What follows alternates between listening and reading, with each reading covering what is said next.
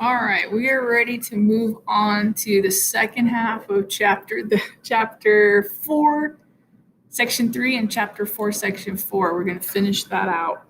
And it's more the proofs today. So I know there's at least one person who told me he really likes to work on the proofs. This is your day. To prove triangles are congruent, we will use the triangle congruence postulates. That's an E, postulates, which are those four those four postulates that we looked at yesterday. So, wow, okay, triangle congruence postulate. So that was side, side, side, and we had side, angle, side, and angle, side, side. It's on your last page if you need to look back, and angle, angle, side. They're listed right here. If you need to look at the pictures, it was the day before notes. So turn back one page and you'll see the pictures that go with that. Okay, we're using this to prove in actual proof form. Yesterday we just listed what the reason was. Today we're going to actually write out the proof for how we know that these two triangles are congruent. So let's look at our first proof.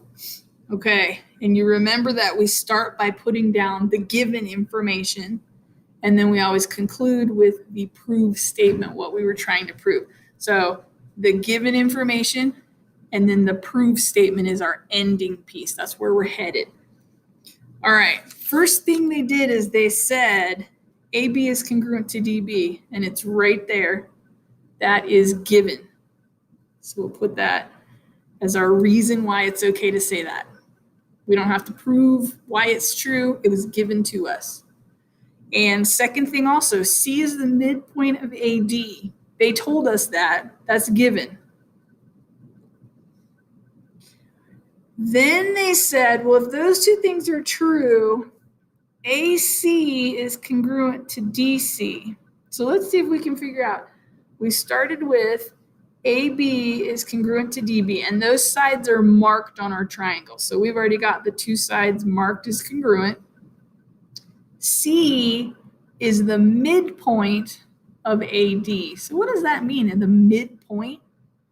That means it's exactly halfway between A and D. It cut that piece, it cut AD exactly in half. So because of that, we know that this side and this side have to be exactly the same. And we would call that the definition of a midpoint. A midpoint. That's what a midpoint does. It cuts it right in half. Definition of a midpoint. Okay, you will have to use some things like that. Angle bisectors, midpoints. Think about what those mean, and then you can use those to verify that something is in half or it's cut exactly in the middle. Then they said BC is congruent to BC. That's the same little line segment, isn't it? Of course, it's congruent to itself. Do you remember what they call that? We talked about this one. It's the reflexive property. It's kind of like you're looking in a mirror and you're seeing yourself. Well, of course you look like yourself, right? Of course it's going to be exactly the same as itself. That's like a reflection, or that's the reflexive property. Okay, then we can see we've got sides congruent, sides congruent, sides congruent. Which one of those four can we say we use to prove that these two triangles are congruent? Side, side, side. And that would be our reason, side, side, side. Here we would put our proof statement, which is that we prove triangle ABC is congruent to DBC. Okay. All right, we did one. Woohoo, let's do another one. So another proof.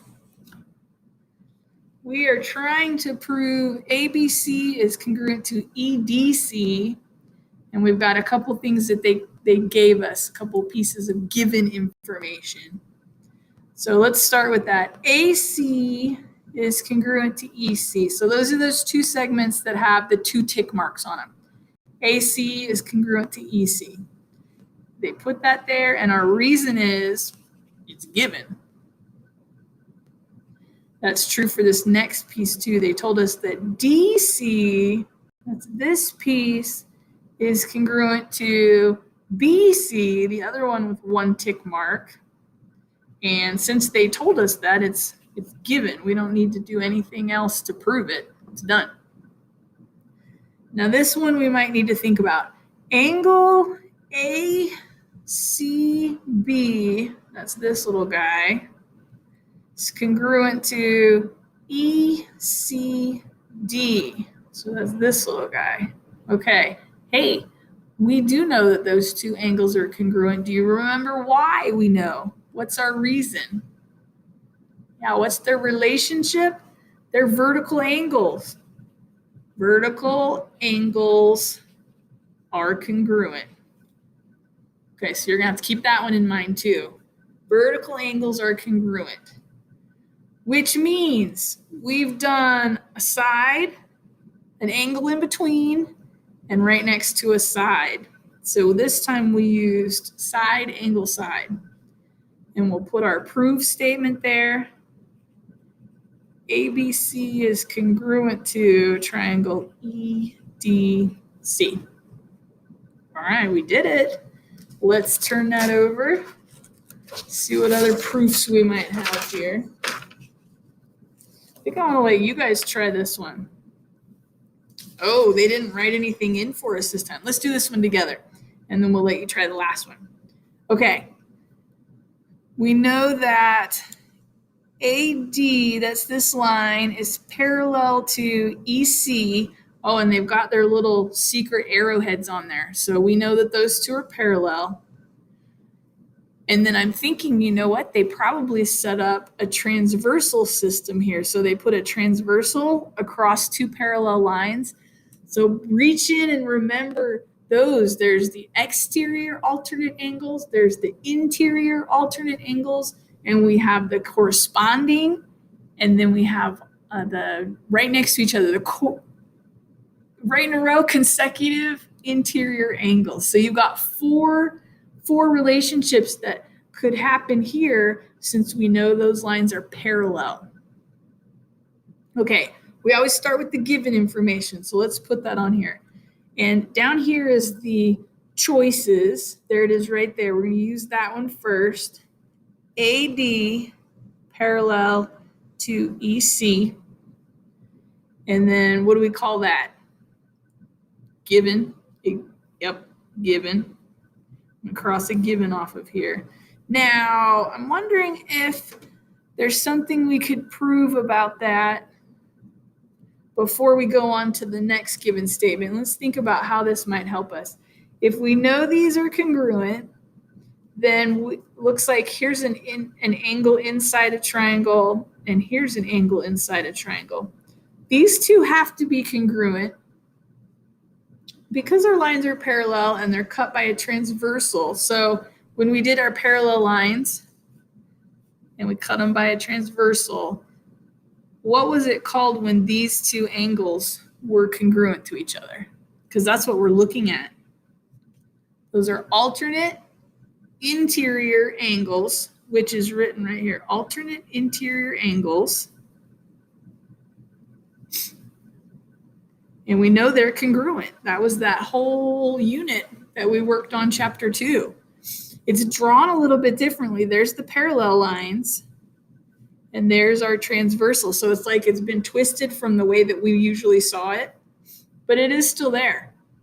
Parallel lines cut by a transversal mean that angle, I'm going to cross that one out. Let's see if we can find the right thing here. Angle C is congruent to angle D. That's the one. Angle C congruent to angle D.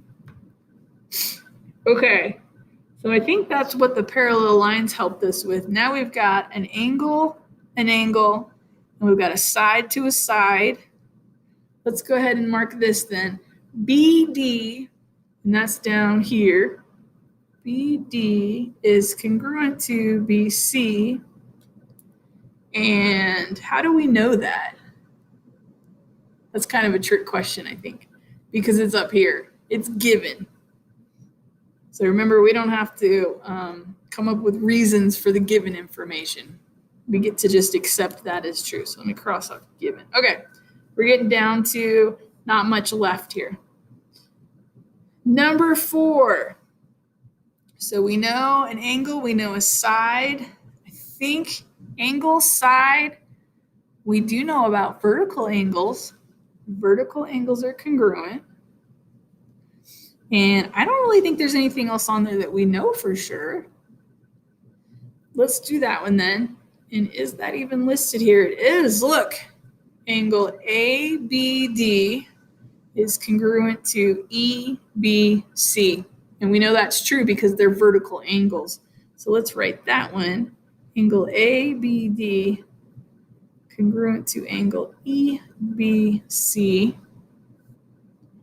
And that's this one. Vertical angles are congruent.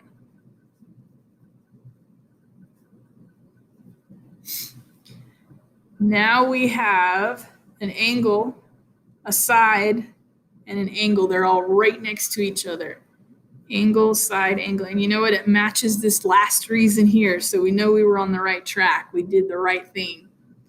And we need to put our proof statement, which is that triangle ABD is congruent to triangle EBC. Cross that off. So we used all of the statements for the left side and all the reasons for the right side. Okay, now I want you to pause and I want you to try this second one on your own and then come back and we'll check it.